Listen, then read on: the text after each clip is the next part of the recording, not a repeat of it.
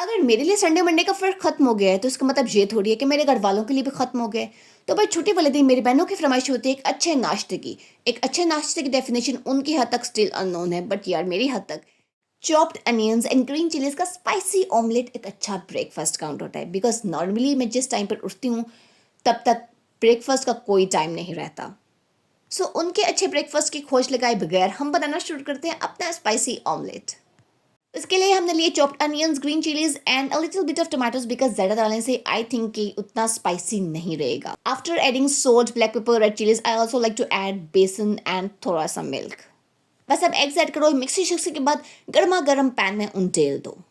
वो कहते हैं ना कि बंदर के हाथ में माचिस पकड़ा दो, बिल्कुल वैसे ही एमन के हाथ में चीज़ पकड़ा दो तो मैं हर चीज़ में डालती रहूंगी। स्पाइसी चीज़ें ऑमलेट खाने के बाद हमारा वक्त हो चुका है चाय का। तो मैंने पकड़ लिया अपना लॉन्ग थर्मस ग्लास। एक्चुअली ये 2-3 कप्स के लिए, बट मैं इसे ही प्रेफर करती हूँ बिकॉज और कोई भी कप या मग यूज़ कर लो, आफ्टर 2-3 सिप्स मुझे चाय ठंडी लगने लगती है। तो बार बार माइक्रोवेव कौन करे। मैं तो बिस्किट्स पकड़ के बैठी थी, बट मुझे पता चला कि हमारे घर में तो गुलाब जामुन बने। सो भाई biscuits you are out and gulab jamun you are in. Gulab jamun के ऊपर से मलाई डालने से इसका मज़ा दुबाला हो जाता है और साथ में चाय चस आ जाती है। चाय का शॉट लेते लेते मेरा तो कैमरा ही ब्लर हो गया है। इधर हमारा नाश्ता खत्म हुआ तो उधर घड़ी ने 2 बजा दिए हैं। उसके बाद हमारे पार्सल शार्सल खुल चुके हैं।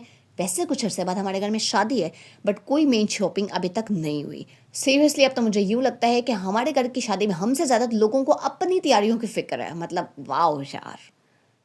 शाम होते ही दोबारा से चाय का दौर चलाकर हम पहुंच चुके हैं उमर के घर। नानू के घर की रौनक खलाओं की जान। उमर की तबीयत है थोड़ी नासाज, तो हम पहुंच चुके हैं उसका हाल अहवाल पूछने। अल्लाह ताला से सेहत दे। एक तो हमारी बच्चे की है तबीयत खराब, ऊपर से इनके इलाके की लाइट भी खराब। वापस घर पहुंचे तो किचन से उड़ती खुशबुओं ने हमें दावत दी। जहां पे फिश हाफ फ्राई हो चुकी थी, उसकी रिमेनिंग बेसन कोटिंग्स को देखकर पकोड़े खाने का दिल शदीद जा रहा है।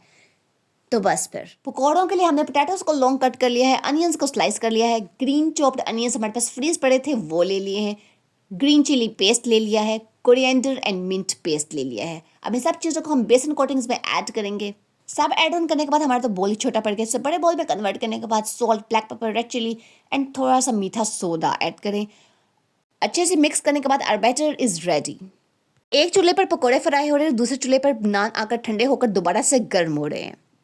अब फिश फुल फ्राई हो रही है। पहले ये टास्क मेरे बाबा का हुआ करता था, बट अब ये रिस्पॉन्सिबिलिटी मेरी बहन की है। वैसे खाना बहुत आसान है, बट यार this is so time taking. मतलब एक एक फिश पकड़ के आप इसको पहले हाफ फ्राई करो, फिर फुल फ्राई करो। It's a long process. Raita भी तैयार हो चुका है and now our platter is ready.